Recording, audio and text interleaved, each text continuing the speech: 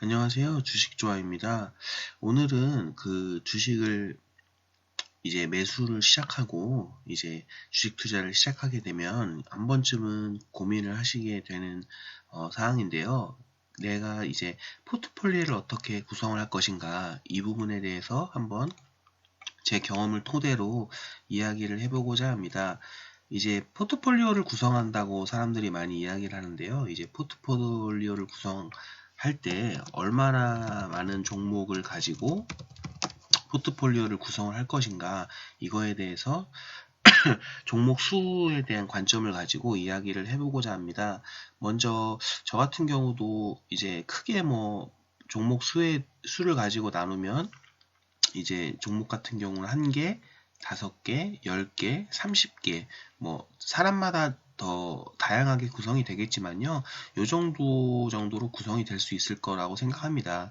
뭐 저 같은 경우도 이렇게 1개, 5개, 10개, 30개 정도로 이제 주식 투자를 한 10년 정도 해오다 보니까 투자를 하면서 이렇게 각각 구성을 해본 경험들이 한 번 정도씩은 다 있는 것 같습니다. 그래서 제 경험과 뭐 다른 분들의 포트를 구성해서 운영하는 것들을 좀 예를 들어서 한번 설명을 해보고자 합니다. 먼저 이제 저 같은 경우도 주식 투자를 처음 시작했을 때, 그러죠? 이제 아무것도 잘 모르고 돈도 뭐 작을 때 소액 투자를 했을 때 소액 투자로 이제 투자를 처음 시작했을 때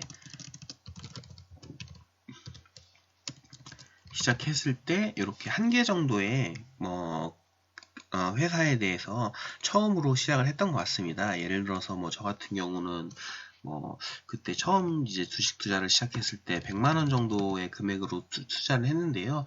이제 금액이 작다 보니까 이제 어떤 뭐 여러 종목을 사기에는 조금 이렇게 좀 무리가 있었고요. 그래서 이제 처음 주식 투자를 시작했을 때 이제는 이렇게 1개 정도의 종목으로 이제 투자를 시작했던 것 같습니다. 이제 저 같은 경우는 포스코 캠텍이라는, 지금은 포스코 케미칼인가로 이름을 바뀐 걸로 아는데요.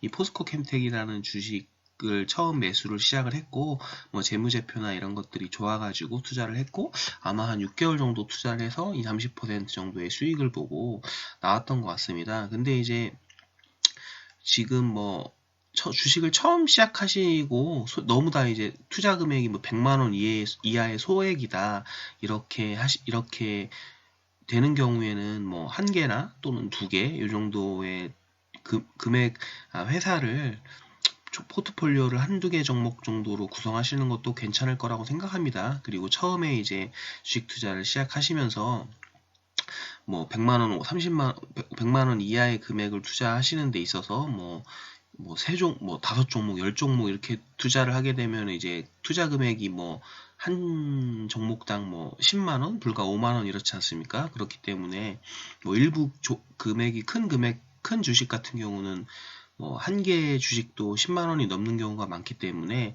이런 경우에는 1개나 2개 정도로 투자를 시작하시면서 종목을 구성하는 게 좋을 것 같습니다. 근데 이제 이런 경우에는 단점이 뭐 처음에 이제 소액으로 투자를 하시게 되고 금액이 작을 경우에는 이렇게 100만 원 이하나 뭐 이렇게 기준은 다릅니다. 근데 뭐 제가 보통 일반 직장인 정도의 관점으로 말씀을 드리는 거고요. 이제 1개 정도 같은 경우는 결국에는 이제 한마디로 이제 몰빵 투자가 되는 거죠. 뭐 이런 경우 같은 경우에는 몰빵 투자가 되고 이제 1개를 내가 이제 산 종목이 만약에 실수를 할 경우에는 전혀 이제 뭐 어떤 다른 방법으로 복구할 수 있는 방법이 요거 한 종목밖에 없기 때문에 좀 위험성이 있습니다.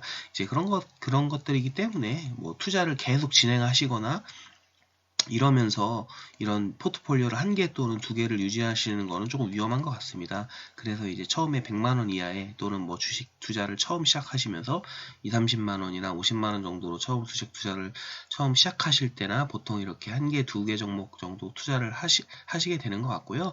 그 이후에 뭐 투자 금액이 100만 원 이상이 되고 이렇게 하면은 뭐 투자 종목 수를 뭐 4개나 5개 이렇게 늘리시는 게 좋은 것 같습니다.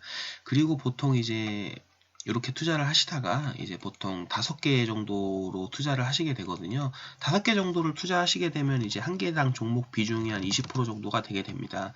그래서 예를 들어서 뭐 500만원 정도를 투자를 하게 된다. 그러면은 한 종목당 100만원 정도가 되고요. 이제 1000만원 정도씩 투자를 하게 된다라고 하면 200만원 정도가 되겠죠. 그럼 뭐 이 정도 같은 경우는 그래도 좀 이제 투자 금액이 한 개 한 개 종목의 투자 금액이 이제 종목당 비중에서 이제 큰 비중을 차지하기 때문에 그래도 이제 좀 저 같은 경우는 신경이 많이 쓰였던 것 같습니다. 예를 들어서 뭐 그때 제가 투자를 시작하고 한 2, 3년 차 정도일 때 투자 금액이 한 2, 3천만 원 정도 되는데요. 그때 이제 20% 정도였으니까 한 300만 원, 400만 원, 또 500만 원 뭐 이 정도씩 이제 투자를 했었는데요. 뭐 20%만 된다고 해도 이제 뭐 물론 금액이 작았지만 그래도 5개 정도로 종목을 유지하게 되면 생각보다 한 종목이 떨어지고 오르고 했을 때 포트폴리오의 비중이 좀 많이 변동이 되게 됩니다. 물론 한 개 투자할 때보다는 좀 분산이 돼서 나눠지지만 이제 5개 정도면 이제 어떻게 보면 투자를 할 때 이제 각 종목에 의한 이제 변동성이 크게 작용하게 됩니다. 그래서 이런 부분들은 조금 생각을 하시고 투자를 하시면 될 것 같습니다. 그리고 특히 저는 개인적으로 이렇게 5개다, 10개다, 30개다 이렇게 종목을 구성하는 데 있어서 가장 중요한 거는 이제 개개인의 성향의 차이라고 생각을 합니다. 예를 들어서 5개 같은 경우는 한마디로 종목 수가 작으니까 떨어질 때도 크게 떨어지고 이제 올라갈 때도 크게 오르거든요. 그래서 이제 어떻게 보면은 이렇게 하이 리스크 하이 리턴인 거죠. 이제 좀 종목에 대해서 한 종목에 대해서 공부를 조금 더 깊이 있게 하고 싶고 깊이 있게 한 후에 이제 투자를 하고 싶으신 분들은 뭐 이렇게 구성을 하는 게 어떻게 보면 맞을 수도 있습니다. 근데 이제 이런 경우 같은 경우는 실제적으로 이제 뭐 제가 봤을 때는 주식농부 박영웅님이나 뭐 이제 슈퍼개미 조문원 이런 분들이 뭐 저도 정확히는 모르지만 제가 이제 투자를 하면서 이분들의 책이나 여러 가지 글들을 읽었을 때 이런 분들이 이제 본격적으로 주식 투자를 시작하시게 되었을 때 종목 구성을 요렇게 5개 정도 뭐 이하로 이렇게 많이 하셨던 것 같습니다. 물론 이제 지금은 많은 종목들을 가지고 계시지만요. 실제적으로 이제 이분들이 투자를 본격적으로 시작을 하셨을 때 그렇게 이제 요런 5개, 뭐 3개 요런 종목 정도의 자본이 베팅이 돼 있어야지 이제 실제적으로 이제 상승하고 했을 때 이제 상승폭이 크게 되고 이제 돈을 불려 나가는 속도가 크게 되죠. 그래서 이제 실제적으로 이런 분들이 자본 그 주식 투자를 아마 뭐 본격적으로 한 3년, 5년 뭐 이렇게 7년씩 배우셨겠죠. 배우시고 이제 본격적으로 자산이 엄청나게 상승했을 때 이런 시기에 제가 알기로는 이렇게 5개 또는 그 이하 정도의 종목을 가지고 투자를 하셨던 걸로 기억을 합니다. 그래서 근데 이렇게 하려면 종목 자체에 대한 공부를 많이 하셔야겠죠. 예. 이렇게 되고요. 저는 개인적으로 제가 여러 가지 책을 읽었었는데 책에서도 초보자분들은 5개 정도를 구성을 하라고 많이 합니다.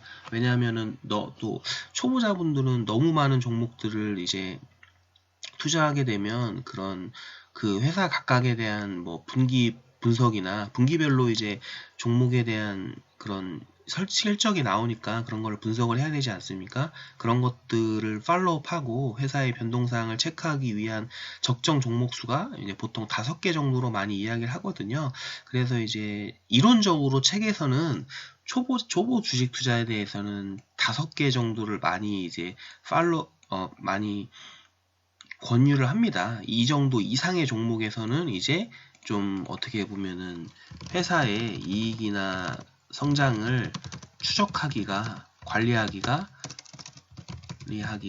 이제 5개 정도가 적합하다고 해서 이제 5개 정도를 많이 이야기하는데요. 뭐 이론적으로는 그런데 저는 개인적으로 좀 이런 부분들은 5개면 근데 저 같은 경우는 멘탈이 흔들리더라고요. 예를 들어서 제가 투자한 종목들이 이제 5개 정도가 되면 그 어차피 뭐 10개, 30개도 결과는 똑같을 수도 있지만 예를 들어서 5개 정도면은 어떻게 보면은 이제 장이 안 좋고 그러면은 5개 정도는 전부 다 파란색이 뜰 때가 그러니까 하락이죠. 전부 다 하락으로 뜰 때가 많거든요. 예를 들어서 10개, 30개 정도 같은 경우는 장이 안 좋아도 뭐 예를 들어서 30개다. 그러면 한 25종목 정도는 안 좋게 장이 안 좋아서 이제 덩달아 같이 빠지지만 한 5개 정도는 상승하는 경우도 있거든요. 근데 이제 똑같이 손실이 난다고 하더라도 저 같은 경우는 10개나 30개나 해서 이제 빨간불 뜨는 종목이 조금이라도 있으면, 이 종목을 나중에 이게 상승하고 있는 종목들을 좀 팔아서 지금, 떨어지고 있는 종목들 중에 이제 좋은 종목들을 이제 팔아서 사서 오히려 이제 수량을 늘려야겠다 이런 좀 긍정적인 생각을 할 수가 있는데요.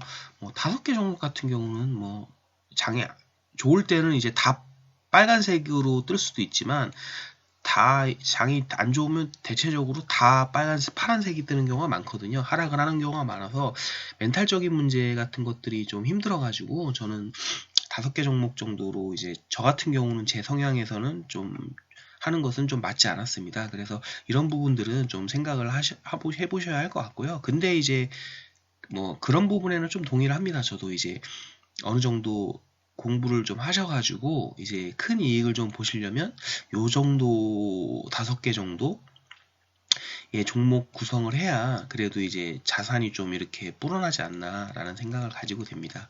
그리고 이제 그 다음으로 제가 이제 한 3년, 4년 전에 종목을 할 때는 이렇게 10개 정도의 종목을 했던 것 같습니다. 10% 정도인 거죠. 한 개 종목당.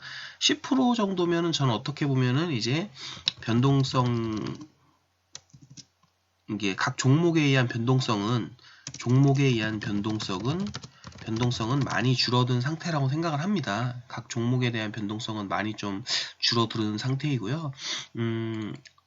10개 정도가 되면은 이제 저 같은 경우는 주식 투자를 하면서 조금 욕심이 많습니다. 이렇게 욕심이 많다는 게 좀 종목에 대한 욕심이 많습니다. 그러니까 뭐 아무래도 한 주식 투자를 한 10년 하다 보니까 이제 조금 어떤 괜찮아 보이는 섹터나 종목에 대한 그런 아이디어 같은 경우는 얻는 방법이 많이 있거든요. 이렇게 슈퍼개미 분들이 매수한 종목, 제가 한번 일전에도 말씀을 드렸지만, 슈퍼개미 분들이 매수한 종목을 이제 알아봐서 그 종목들 중에서 제가 보기에도 괜찮아 보이는 종목을 매수하는 경우도 많고요. 뭐 예를 들어서 여러 가지 아이디가 있죠. 블랙록 펀드나 이런 것들도 있고, 또 제가 개인적으로 봤을 때 좋아 보이는 섹터를 찾는 것들도 있고요. 또는 또 뭐 예를 들어서 뭐가 있을까요?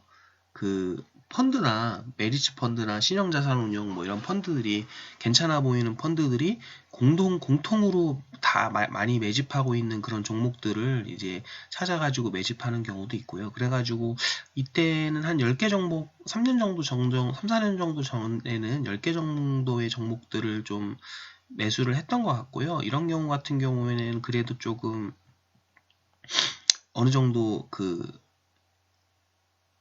10개 정도 10개가 뭐 많다고 보면 많지만 생각보다 그렇게 매수하다 보면 별로 그렇게 많지는 않습니다. 그러니까 많지 않아가지고 뭐 투자를 오래 하시다 보면은 또 이제 사고 싶은 종목들이 많이 생기거든요. 예를 들어서 뭐 삼성전자도 사고 싶고 LG전자도 사고 싶고 벌써 2개지 않습니까? 뭐 예를 들어서 예를 들어서 반도체 같은 거나 이런 IT 쪽이나 이런 거에 사고 싶다 그러면 뭐 삼성전자나 SK하이닉스 뭐 LG전자 이렇게만 해서도 3개니까요.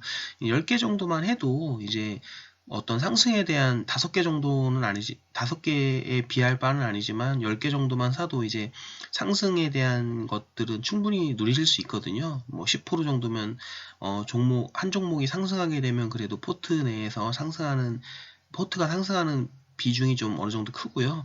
이제, 물론 하락할 때도 이제 어느 정도는 있죠. 근데 하지만 이제 10개 정도로 나누기 나눠졌기 때문에 상승에 대한 것도 어느 정도 일정 부분 느리면서 이제 하락에 대한 것들은 이제 다른 종목들이 한 일부 종목이 하락을 해도 이제 10개 종목 중에서 상승하는 종목들도 나오기 때문에 어느 정도 그런 하락에 대한 그런 리스크도 상쇄하면서 좀 어떻게 보면 본인의 종목에 대한 종목을 좀 여러 개 투자하고 싶다 이렇게 했을 경우에 그런 욕구도 누리면서 또 공부도 많이 할 수 있지 않습니까? 이제 5개 정도를 했을 때보다는 이제 10개 정도를 투자했을 때 이렇게 종목에 대한 공부 같은 것들도 많이 해나갈 수 있기 때문에 좀 괜찮은 것 같습니다.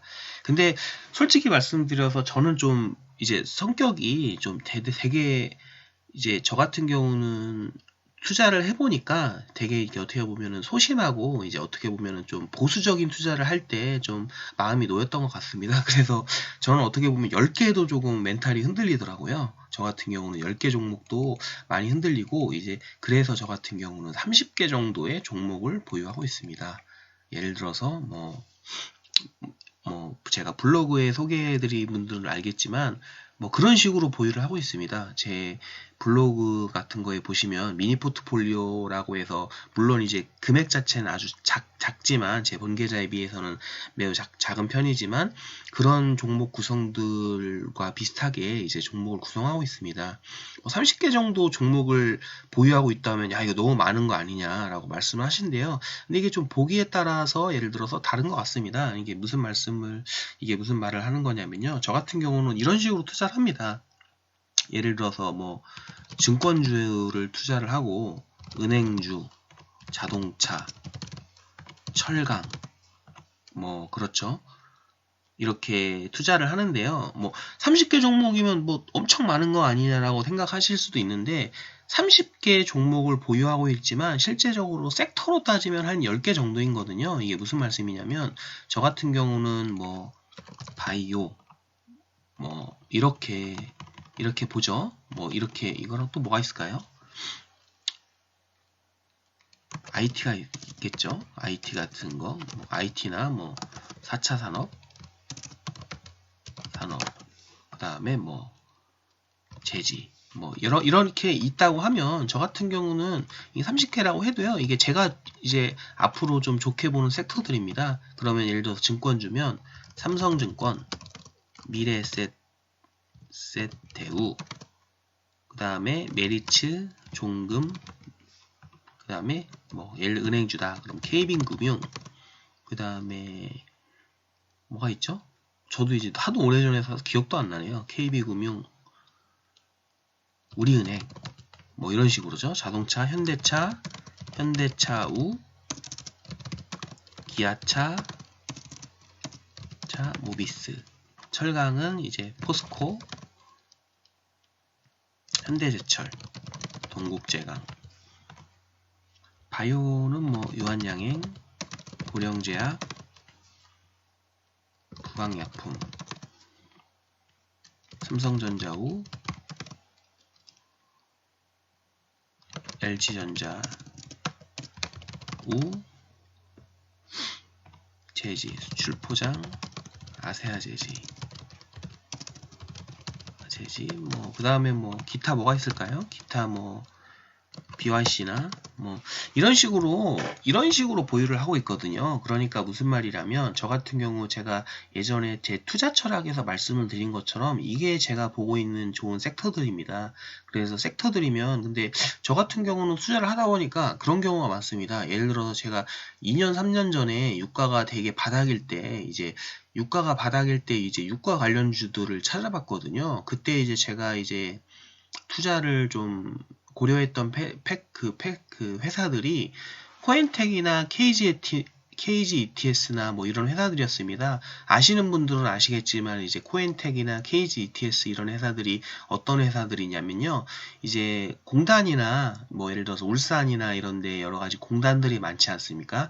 이제 그런 공단에서 발생되는 폐기물이나 이런 것들을 가지고 와서 이제 폐기물을 이제 이렇게 불로 이제 때우는 거죠. 그러니까 우리가 보통 석탄이나 여러 가지 기름 같은 것들을 원료로 해서 뭐 전기를 생산하거나 스팀 같은 것들을 만드는데 그 원료를 이제 폐기물로 하는 거죠. 폐기물을 원료로 이제 예를 들어서 울산공단에서는 이제 폐기물을 가져와 가지고 폐기물 처리 비용을 받고 그 다음에 그 폐기물을 떼서 또 스팀 같은 걸 만듭니다. 그 공단 같은 데서 필요한 이제 스팀 같은 걸 만들어서 오히려 이제 그 스팀을 또 이제 공단에 공급을 해줘서 폐기물을 처리하는 어떻게 보면은 이제 스팀을 만드는데 원료를 석탄이나 이런 게 아니라 그 폐기물을 쓰는 거죠.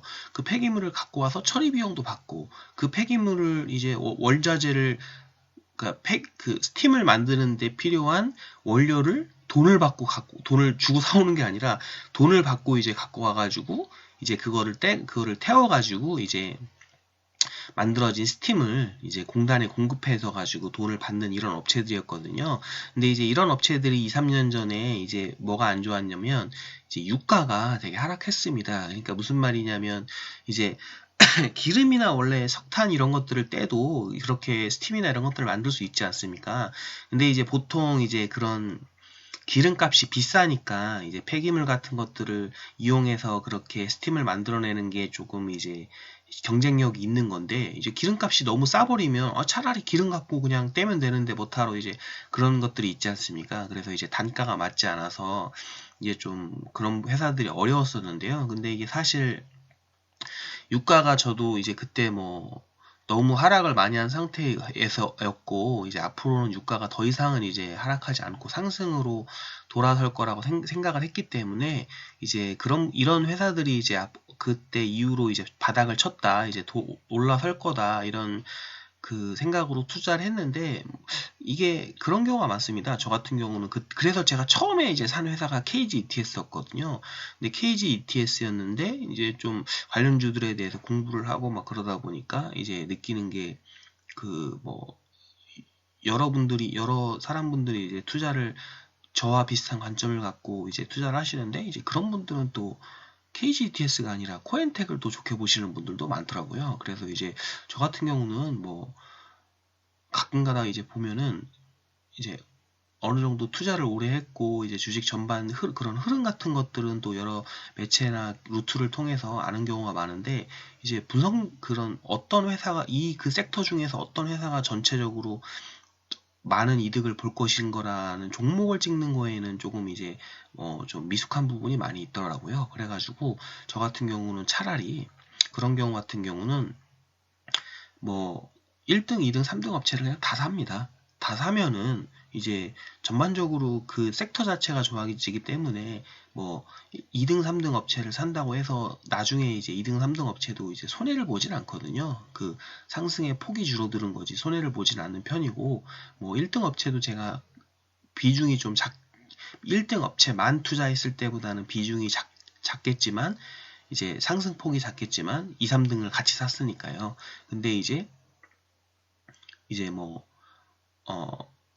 그 상승을 온전히 누리는 거 그래도 이제 빼먹지 않고 그 회사에 빼먹지 않고 투자를 할 수 있으니까요. 근데 뭐 지금 제가 이렇게 말씀하니까 야 1등만 하면 되죠. 2, 3등을 왜 사냐라고 얘기할 수 있는데 그 세 개 업체 중에서 제가 한 세 개 업체 중에서 나중에 봤을 때 그게 1등이었다는 거지 살 때 걔가 1등이었다는 건 아무도 모르는 거죠. 제가 말씀드리는 1등, 2등, 3등이라는 것은 이제 그 어떤 뭐 무조건 뭐 매출 규모가 크고 회사에서 그 독점적이 뭐라고 하죠? 그 시장 지배력이 크다고 해서 걔가 무조건 수익이 큰 건 아니거든요. 그래가지고 이제 1등, 2등, 3등이 되는 거는 이제 결과론적이고 이제 아무것도 모르기 때문에 저 같은 경우는 이제 그런 식으로 투자를 하는 겁니다. 다시 말씀드리면 뭐 증권주나 은행주, 자동차 같은 경우는 저는 이제 경기가 앞으로 세계 경기가 전반적으로 2, 3년 후에는 좋아질 거기 때문에 이런 경기 민감주들이 상승을 할 거라고 생각을 하는데요.